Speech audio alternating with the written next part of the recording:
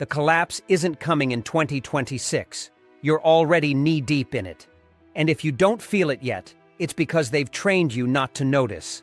But the signs are everywhere. 62% of Americans are now living paycheck to paycheck. Over 80 million have zero emergency savings. And get this, 1 in 3 U.S. households are skipping meals just to keep the lights on. Meanwhile, billionaires are buying bunkers in New Zealand, China's dumping U.S. treasuries, and central banks bought more gold in the last 18 months than in any time since 1950. Why? Because the people at the top know what's coming, and they know you're not ready. Everything you're about to see isn't speculation. It's already happening, quietly, strategically.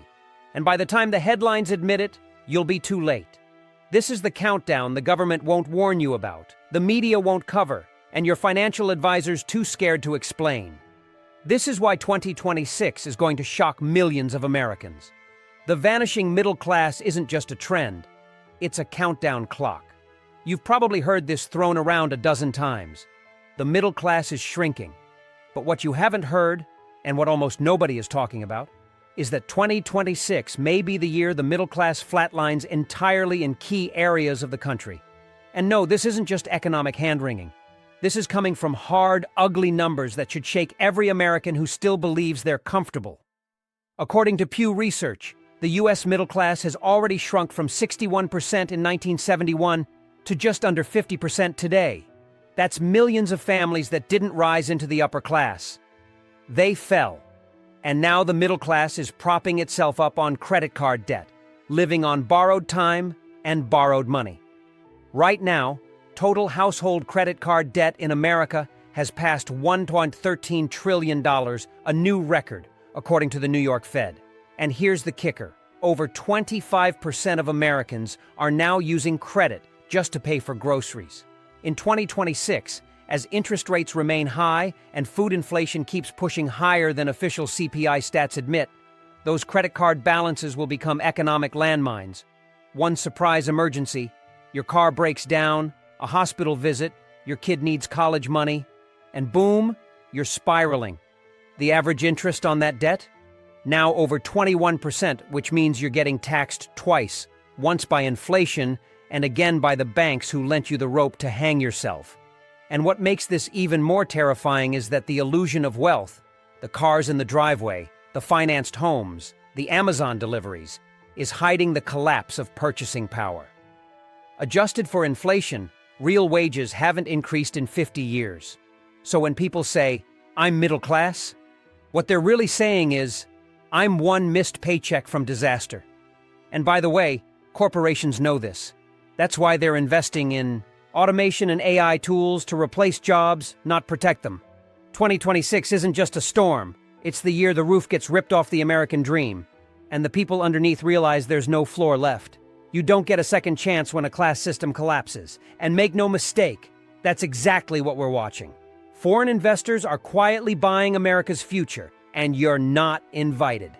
Here's a question nobody seems to ask.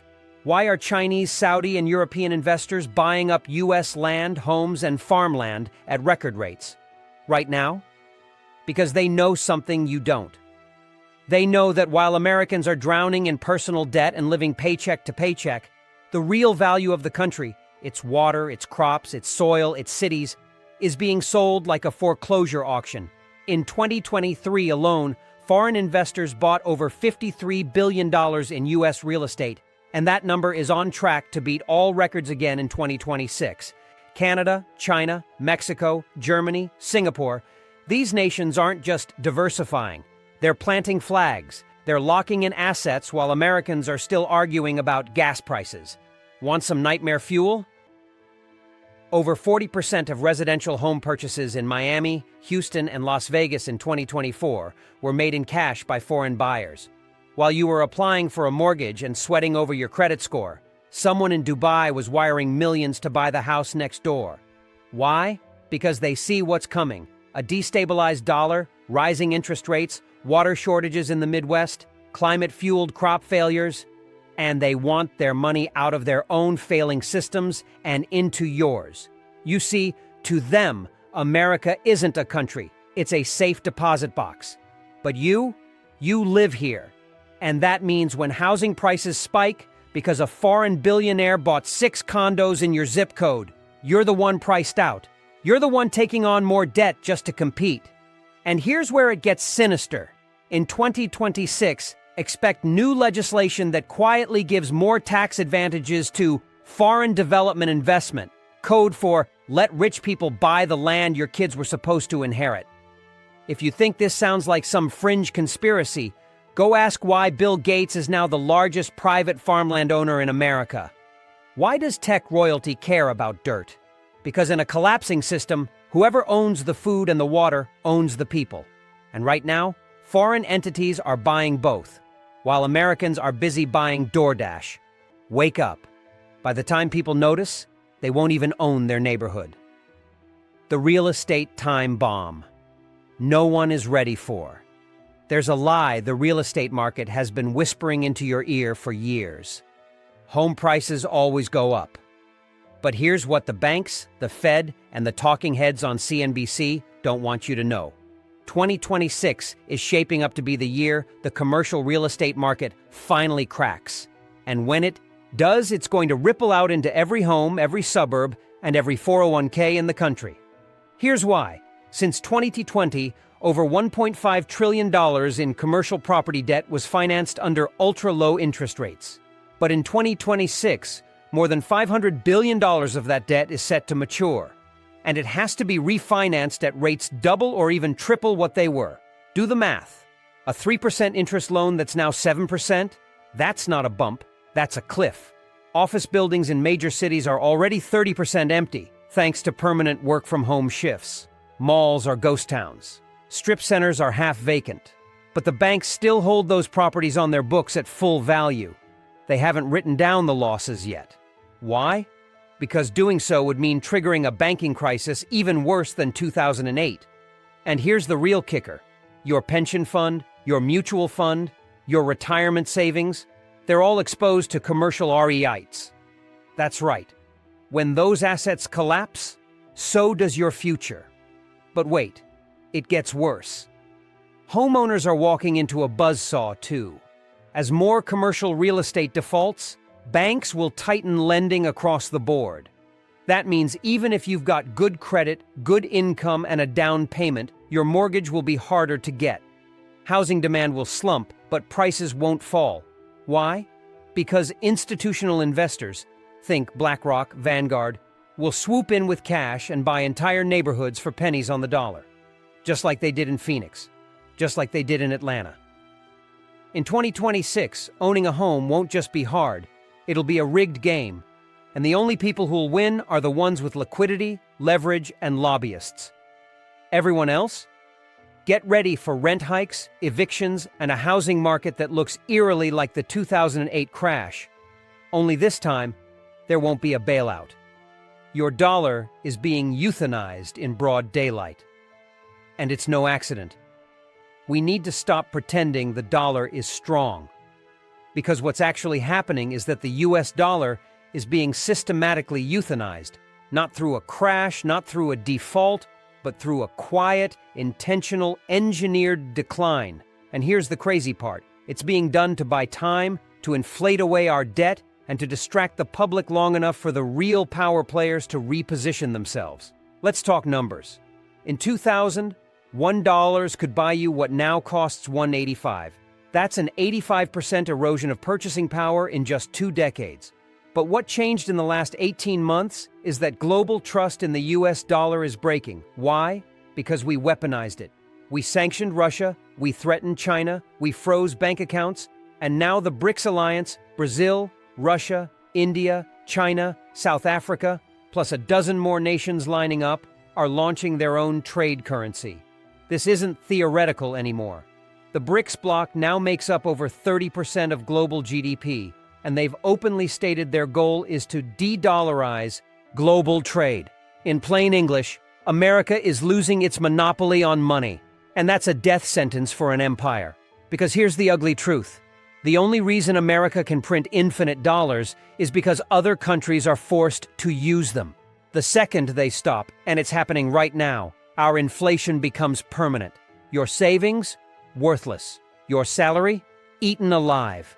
And what's the government doing? Quietly pushing CBDCs, central bank digital currencies, as a solution, but it's not a solution, it's a leash. Imagine the IRS, the Federal Reserve, and your bank all being one single app. In 2026, the Fed won't just control the interest rate, they'll control how, where, and when you spend.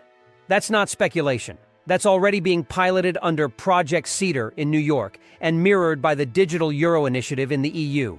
And once this rolls out nationally, it's game over for cash, game over for privacy. And the dollar? It'll still be around, but it won't be yours anymore. It'll be theirs. Programmable, trackable, and 100% disposable when you're no longer useful to the system. The AI revolution is replacing you faster than anyone wants to admit. Everybody's talking about AI like it's some shiny new toy, a way to make resumes, write emails, edit selfies. But what they're not talking about is the gutting of the labor market that's already started and is going to go nuclear in 2026. You think this is an exaggeration? Let's look at what's already happening. In 2024, Goldman Sachs estimated that AI could replace 300 million jobs globally. That's not a theoretical model. That's 300 million paychecks gone. And they weren't talking about truck drivers and factory workers. They were talking about white-collar knowledge workers, accountants, analysts, customer service reps, HR, marketing teams, all being swallowed whole by machine learning models that work 24/7, don't get sick, and never demand a raise. Let that sink in. The very people who thought they were safe, the office professionals, are now obsolete in Excel, and you're already seeing the quiet layoffs. Companies call it restructuring. They say it's efficiency. But what it really is you getting automated out of relevance. In 2026, this won't be a trend. It'll be the default operating mode of the American economy. Take Wendy's, for example, already piloting AI drive-through systems that don't just take orders, but upsell with machine-learned persuasion tactics. Bank of America is using AI to replace financial advisors. Amazon has rolled out palm print scanners to replace checkout clerks. And if you think, well, I'll just learn to code, you're already behind.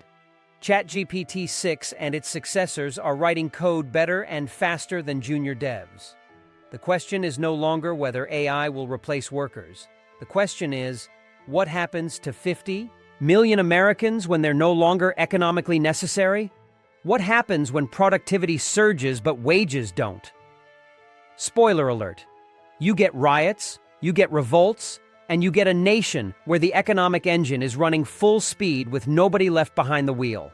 If you're not learning how to own the systems, through investment, IP, or business ownership, you're already the product. In 2026, AI will be the biggest wealth divide we've ever seen, and most Americans will realize it way too late. Food prices are about to explode, and nobody's sounding the alarm. This one hurts, because it's the most relatable and the most terrifying. In 2026, America will enter a full-blown food affordability crisis. Not a shortage of supply, a shortage of access. And if you've been to a grocery store lately, you've already felt it. Bread that used to be $1.99 is now $4.29. A bag of apples is $8. Milk is flirting with $6 a gallon in major metro areas. But here's what most people don't know. The prices you see today are being subsidized. The USDA is already quietly bailing out regional suppliers and offering emergency food assistance to food banks in record volume. Because behind the scenes, American agriculture is in collapse mode. Over 1/3 of U.S. farmland is now suffering from water shortages, mostly due to the draining of the Ogallala Aquifer, which provides irrigation for over 20% of all U.S. grain production. That's drying up fast, and there's no plan B. Meanwhile, extreme weather from climate shifts is slashing yields. In 2025, we saw grain output drop by 14% nationwide, and forecasts for 2026 predict double-digit losses again. When less food gets harvested, prices go up. And that's just the supply side. Now let's talk logistics. America's aging railroads and trucking systems are buckling under fuel inflation and labor strikes. The Teamsters Union is already warning of a nationwide strike next year, which would freeze 70% of all food transport. And the kicker? Mega corporations like Cargill and Tyson are quietly buying up smaller farms, and consolidating food control, making it nearly impossible for local producers to compete. That means when things get tight, you're not buying from a neighbor. You're buying from a monopoly, and they charge whatever they want. By Q3 of 2026, the average U.S. household is projected to spend over 20% of its income on food, the highest percentage since World War II. And for lower-income families, it'll be closer to 40%. That's not just inflation.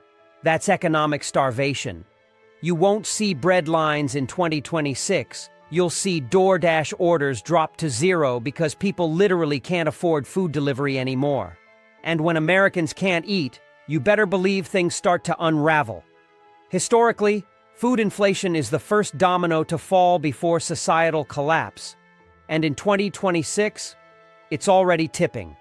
The banking system is preparing to lock you out, literally. You don't have to be a conspiracy theorist to notice something very wrong is happening in banking. In fact, if you've tried to withdraw more than $5,000 in cash recently, chances are you were met with questions, delays, maybe even a flat-out denial. That's not bad customer service, that's financial control. Because right now, in late 2025, heading into 2026, the entire U.S. banking system is quietly shifting from access to restriction. Banks aren't just holding your money, they're building walls around it. And here's the part nobody's saying out loud. It's not because your bank is under stress, it's because your government told them to. Since the Bank Term Funding Program launched in 2023 as an emergency liquidity backstop, over $160 billion has quietly flowed into banks that were on the verge of collapse. Banks that never made headlines. And now those same banks are sitting on hundreds of billions in unrealized losses, mostly tied to outdated bond portfolios they can't sell without taking massive hits. That means if just 3 to 5% of Americans decided to pull their money out tomorrow, the system would crack. So instead, they're trying to get ahead of the run. That's why banks are now rolling out biometric ATMs, closing rural branches, and pushing digital-only accounts. This isn't modernization, it's containment. By early 2026, expect mandatory biometric verification for any transaction over $1,000. That's already being piloted by JP Morgan and Wells Fargo. And don't even think about buying precious metals in bulk. Several U.S. banks have already flagged gold and silver purchases as suspicious activity under new AML protocols. In other words, if you try to pull your own money out of your account to buy something they don't like, you get red flagged. Think I'm exaggerating? Go read FinCEN's new guidance on domestic extremism-linked transactions. It's already being used as the basis to track purchases of non-compliant assets. Let me put this plainly. In 2026, your money is not your money. It's a permission slip, and the second you act outside the system's expectations, that permission gets revoked. We're not talking about some future dystopia. We're talking about next year, when the FDIC admits it only holds 1.25% of insured deposits in actual reserves. You're trusting an institution that literally doesn't have your money. And when that trust breaks, the lockdown begins. Quiet, invisible, and irreversible. You won't get a letter. You'll get a declined transaction, and no explanation. America's cities are quietly collapsing into two-tier war zones. You might not see it from your front porch, but across America, the cities are splitting in half. Not just rich versus poor, not just downtown versus suburbs. Two completely different realities now exist in every major metro. And by 2026, this fragmentation is going to explode into a permanent, unavoidable, and dangerous divide. Think this is fear-mongering? Here's what's already happening. In San Francisco, Portland, Chicago, and Philadelphia, entire neighborhoods are now unofficial no-go zones. Police forces are chronically understaffed, businesses are boarding up, and homelessness has surged past record-breaking levels. In Los Angeles, over 75,000 people sleep on the streets. But just 2 zip codes over, new luxury towers are going up with 5,000-month studios, armed security, and fingerprint elevators. That's not inequality. That's a soft civil war. Violent crime is up 39% in Tier 2 metros since 2022, even as property crimes fall. Why? Because the people breaking into Walgreens aren't stealing TVs. They're stealing food. But wealthier zones? They're not experiencing crime. Why? Because they've become privately patrolled microstates with HOA police, geo-fenced surveillance, and resident-only access roads. And cities are fine with it. In 2026, this model will become the new norm. Enclave cities inside decaying cities. Think Hunger Games, but it's Houston, Detroit, St. Louis. And if you don't believe this, go look at zoning laws being passed in Phoenix right now that allow for autonomous private security systems on residential blocks. In other words, drones, cameras, license plate tracking, paid for by rich homeowners, ignored by city governments. What you're watching is the final unraveling of shared civic life. There's no us anymore. Just the people who can wall off the chaos and the ones who can't. When the next financial shock hits, these inner cities are going to collapse first. Because the infrastructure's already rotting, the services are gutted, and the tax base is gone.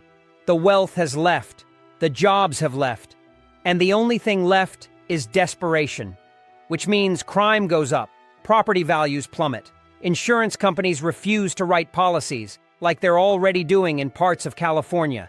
And if your house loses insurance, good luck selling. That's the real trap. You can't leave, and no one wants in.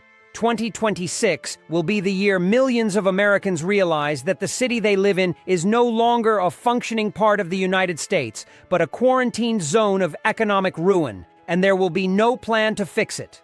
Because the elite already left. And the working class? They're the ones who will be left holding the keys to a city no one wants to unlock. The U.S. government is quietly preparing for mass civil unrest, and you're not supposed to know why. If you think everything feels off right now, you're not imagining it, and you're definitely not alone. But what most people don't realize is that the U.S. government knows exactly what's coming, and they've already started preparing for it. Not with solutions, not with economic relief, with riot shields, crowd suppression tech, surveillance AI. Let's start with the receipts. The Department of Homeland Security requested over $1.6 billion in 2025 for civil disturbance readiness, a nearly 200% increase over pre-2020 levels. Why? Because the intelligence reports are clear. 2026 will be the flashpoint. A perfect storm of inflation, housing chaos, food instability, and automation job loss, all converging at once. They know it. You feel it. But no one in power is willing to stop it. Instead, they're building containment systems. Have you seen the rollout of smart streetlights in New York, LA, and Dallas? They're marketed as energy efficient and eco-friendly. But what you're not told is that they come equipped with high-resolution audio sensors and facial recognition cameras designed specifically to detect crowd formation and escalating volume events. That's not paranoia. That's patent-verified technology already being used. And when you ask why, the answer is simple. Because they know what's about to happen when the masses realize they've been priced out of survival. It's why the National Guard is now being permanently stationed near major urban zones under joint emergency readiness initiatives. It's why tech companies like Amazon and Google have opened contracts with the Pentagon to provide real-time geospatial intelligence on American citizens. They're not fighting a war overseas anymore. They're building a predictive policing matrix right here. And let's talk about Project Maven, the Department of Defense's AI surveillance platform that's already using machine learning to track social volatility indicators. Translation? They know which neighborhoods will snap first, which cities will burn, and who's likely to be organizing. Think about that. In 2026, the government won't be reacting to unrest. They'll be preempting it. Not with help, but with suppression. And here's the kicker. None of this is public knowledge. You're not supposed to ask why billions are going to tear gas and armored drones instead of food and rent relief. You're supposed to keep your head down, pay your taxes, scroll your feed. But when the dam breaks, and it will, don't expect a rescue. Expect a containment zone. Expect lockdowns. Expect controlled media. And if you say the wrong thing, expect to disappear from the algorithm. The collapse isn't coming because you're already living in it. There is no future collapse because it's not about to happen. It already is, right now. You are living through it. It's not one event. It's not a crash. It's a slow, calculated, multi-layered dismantling of the American way of life. And the reason most people can't see it? Because we were trained to expect collapse to look like a movie. Sirens, screaming, sudden chaos. But that's not how systems really fail. They fail like this, gradually, silently, and with permission. Think about it. When your grocery bill doubles and your paycheck doesn't, that's collapse. When your rent eats half your income and you can't leave, that's collapse. When you're forced to finance every basic need with credit and interest eats your future, that's collapse. When schools fall apart, bridges crumble, tap water turns toxic, and nobody does anything, that's collapse. When corporations can fire you via email, but keep your data forever, that's collapse. When a small group of elites add $7 trillion in wealth during a pandemic, while 60% of Americans can't cover a $500 emergency, that's not capitalism. That's feudalism with Wi-Fi. And you've been conditioned to normalize every piece of it. That's the sick genius of it all. You're not afraid of collapse. Because it already happened so slowly, you adapted to it. But 2026, that's the year the illusion finally cracks. The year you realize the ladder you were climbing was never leaning on anything.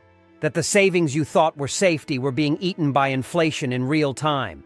That the dream they sold you in high school, work hard, go to college, get a home, was just a script to keep you busy while they took everything. There's no cavalry coming, no hero politician, no magic innovation. The system isn't broken. It's working exactly as intended, just not for you. Because the collapse was never about buildings falling. It was about trust dissolving. And in 2026, that trust is gone. Replaced by fear, by anger, and by a quiet, rising realization that you are completely on your own. The only question left now isn't if things will break. It's whether you'll be ready when the rest of the world finally notices it's already broken. You've seen the signs, you've felt them, in your bank account, in your fridge, in your bones. This isn't some future doomsday scenario. It's now. Right now. The systems you were told would protect you. The banks, the government, the job market. They've already chosen who survives this and who gets left behind. And if you're not holding the right assets, the right skills, the right knowledge, you're the one being left behind. They won't send out a warning. They won't broadcast it on CNN. Because by the time the news catches up, it'll already be too late for you to do anything about it. You have two choices. Pretend this isn't happening and get crushed like everyone else. Or wake up, take control, and prepare like your life depends on it. Because if 2024 and 2025 were the warning shots, 2026 is the full-blown reckoning. Get ready or get erased. No one's coming to save you.